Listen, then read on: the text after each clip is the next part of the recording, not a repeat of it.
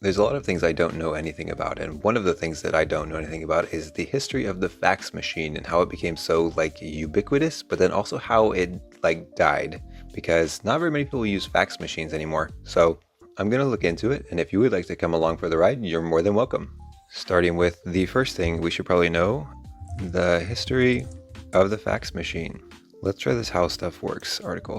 When was the fax machine invented? Fax machine concepts date back more than 100 years. Was heavily influenced by the telegraph machine. 1947 was when the first modern fax machine was invented.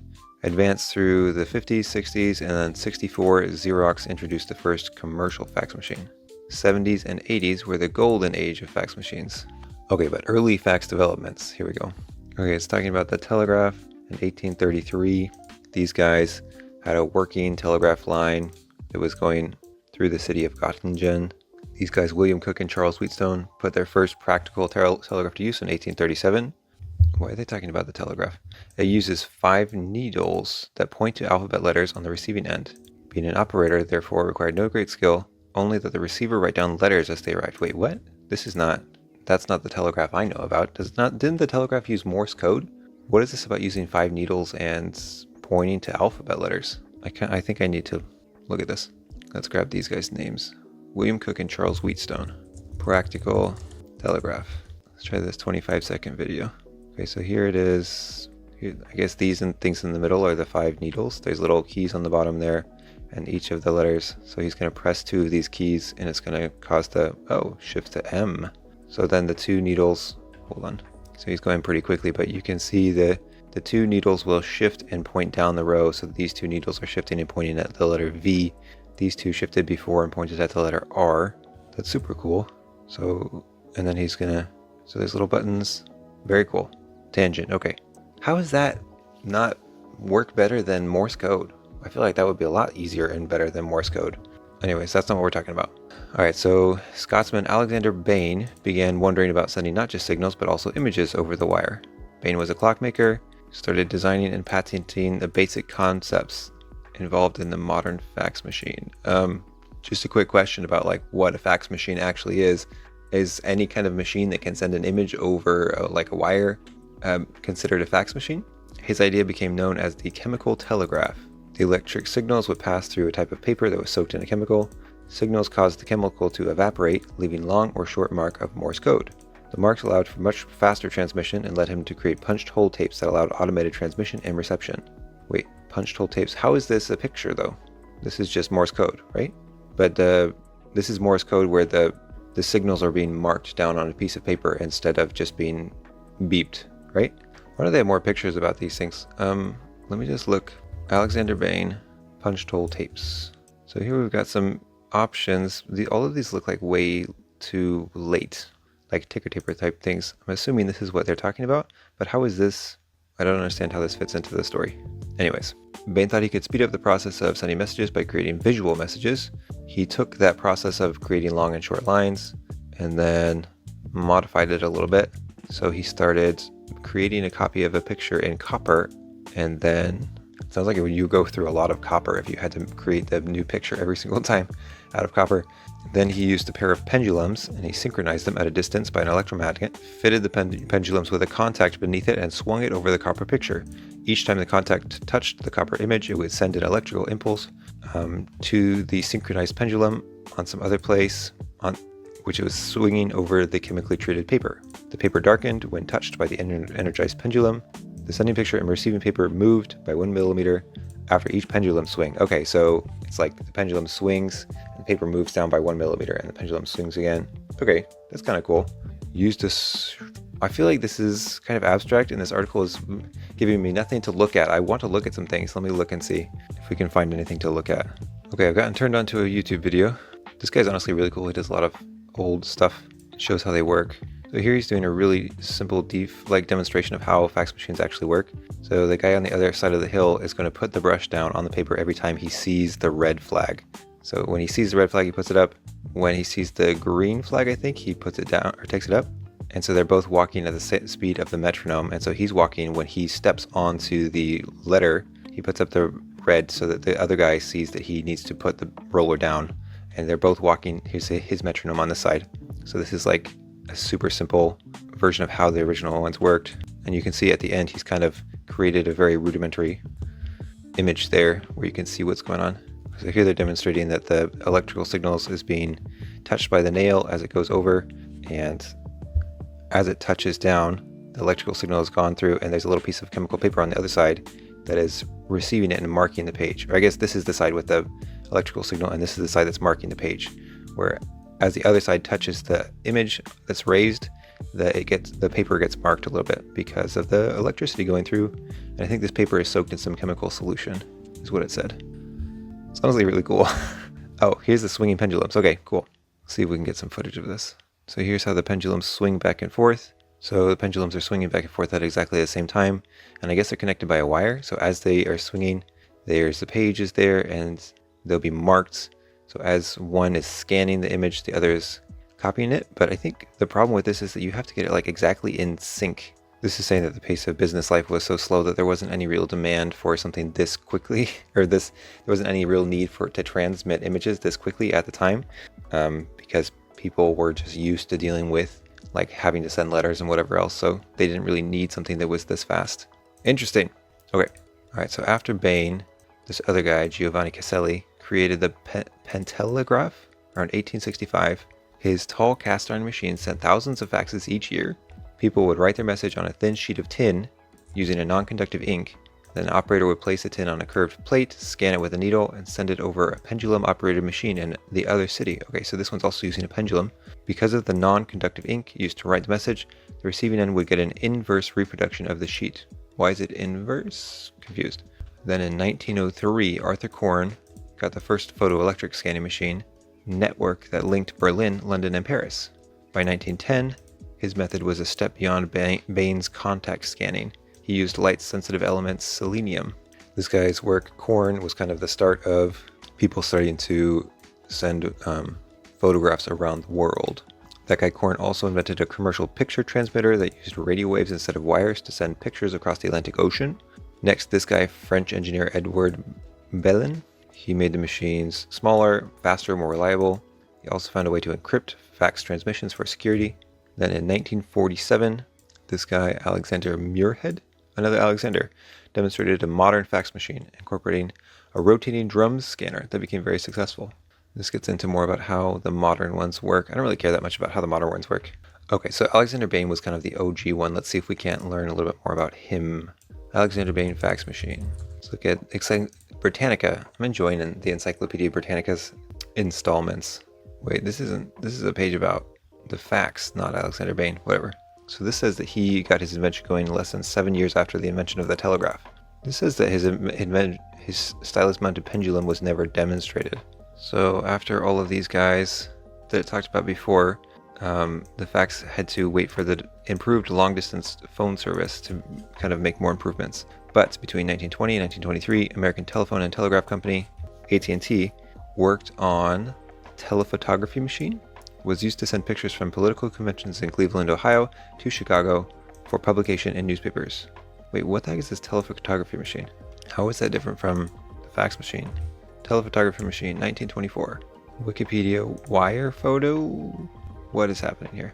Technologically and commercially, the wire photo was the successor to this guy's telediagraph, which had transmitted electrically scanned shellac. Why is this not, how is this different from the fax machine? Edward Belin's Belinograph, 1913, scanned using a photocell, transmitted over ordinary phone lines, formed the basis for the wire photo service. Edward Belin and his Belinograph. What is this? How photos are cabled across the Atlantic? What is happening here? Is this showing how faxes? Confused. So journey starts here. Photos taken of the SS ship Antino. Then they're sent. The ship takes them to harbor, where so it has to physically take them to the harbor, and then they're loaded onto an airplane, where they take the camera negative, and then that airplane takes it to London, where they translate it into a special perforated tape. It looks like, where there's these 5 little needles that are rolling on the drum. The motor shaft drives it, and the 5 little needles are scribing things. I'm very confused about what is happening here. Each print has progressively more detail, different shade of exposure, made of sensitive zinc plates. And then all of these things are being transmitted into these little dots that are being hole punches that are being punched into this feed wheel. Perforated tape. So arrow pointing this way. Leave that for later. So then the perforated tape in London is transmitted via wire across the bottom of the Atlantic Ocean all the way to New York, where the standard, they've got the feed rail here, where they're recording the transmission on this tape, where then they can then read this tape, give it to a delivery person. Perforated tape goes into here, into the machine that reads it, and then the rows of dots are translated from using these developer whatevers back into the original image, and then the image is enlarged and retouched if desired, and then that image that was sent is then sent to the presses, and then newspaper people print it, little newspaper boys sell it to people, and you read it at home. Okay, this is interesting, but is this part of the fax machine story? This was in 1926. Or I guess this wire photo transmission was done in 1935. What was it saying about? So this was in 1924. Okay, so this is after this picture has been sent of the political convention. Honestly, I need to make another timeline because this is really confusing. Let me come back here to the search results. Thought I saw something interesting. New York Times, picture sent by wire. Okay, so here's the actual news article that they talked about, the transmission from Cleveland to New York. New process of transmitting pictures by electricity. Sent 15 photographs over a telephone wire from Cleveland to the city in 2 hours. These pictures were reproduced exactly as they had been telegraphed to show precisely what the new process was capable of. One of the pictures was a photograph of 3 newspapermen examining the actual device. 44 minutes had elapsed from the time the picture was taken in Cleveland until it was reproduced in the city. All the pictures were 5 by 7 inches. The apparatus can be adjusted for sending pictures of different sizes. After the picture is on the instrument, it takes 4 minutes and 36 seconds to send it. This is cool. Little blurb. Okay, let me head back to search results and see if there's anything else. Let me look at this Weebly, the fax machine. Okay, here's an interesting timeline. Let's see if this is actually helpful. So in 1850, this guy Blakewell, who the heck is Blakewell, gets a patent for a copying telegraph. Then in 1860, fax machine called the pantelegraph, first sent between Paris and Lyon. Okay. 1895, this guy, Hummel, creates the telediagraph. 1902, Korn invents his practical fax photoelectric system. 1914, Edward Belin establishes the concept of remote fax for photo and news reporting. So, but his was called the something else. It wasn't called the fax. Then in 1924, political convention photos are taken and sent. 1926, the radio photo is created using radio broadcast technology. 1947, Muirhead invents a very successful fax machine, which I'm pretty sure is the first modern fax. And then in 1955, first radio fax transmission sent across the continent. Cool. Okay. Let me look into this one right here, because the first successful modern fax machine would be interesting to know more about. The first commercially successful fax machine. Why is it always like companies that are selling these things that are printing out the stories, like Fax Authority, eFax, Westfax? Like, why are there no like actual authoritative sources on these topics? Where are the history people that are writing stuff on this? Let's try Wikipedia. Okay, so in 1964, Xerox Corporation introduced and patented what many consider to be the first commercialized version of the modern fax machine under the name LDX, or long distance xerography. Superseded 2 years later with a unit that would set the standard for fax machines.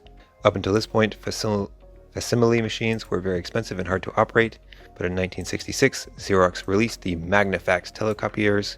This unit was much easier to operate and could be connected to any standard telephone line, capable of transmitting a letter-sized document in 6 minutes. And then it goes on to talk about how they actually work, which I don't care about for some reason. Can we get like some more information about this, the LDX unit? The first commercial one. Xerox Corporation's long distance LDX machine. Iron Eds? Let's try this. Maybe it's Lane Eds? Here's another timeline. Okay, so in 1964, Xerox introduces first modern fax. 1974, the rise of Group 3 standards. What is that? In the 80s, peak adoption. 90s, digital faxing. 2000s, internet faxing. 2020s, fax over IP. I was kind of expecting this to say the death of the fax machine. Why is it? Interesting. Today's era of fax technology. Are people still using the fax machine? The future of fax technology holds exciting advancements fueled by AI. This is talking a lot about like how things are going to progress in the future. I thought faxing was dead. Are we still faxing things? Crazy. What is the rise of Group 3 standards? Tell me more about that. What are Group 3 standards in faxing? Question mark. GarrettWilson.com. Group 3 facsimile communications. Okay, so some of the earliest standards for fax machines used relatively slow communication with no compression. One standard, classified as Group 1, used straightforward frequency modulation to convey image information. Each frequency indicated a different color, and there were only two colors.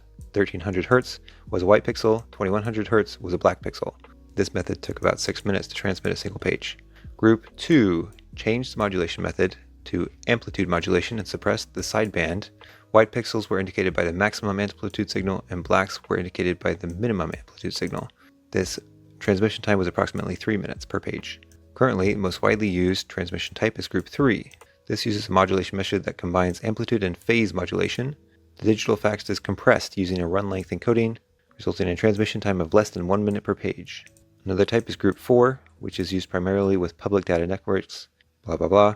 Required parts of Group 3, most popular, used over standard telephone lines.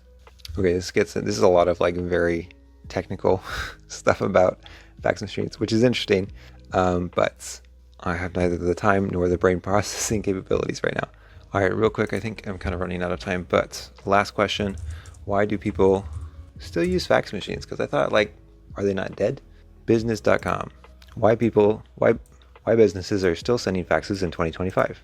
Global fax service market demonstrates technology's continued relevance, valued at $3.3 billion, projected to reach $4.4 billion in 2030. What? How is that possible?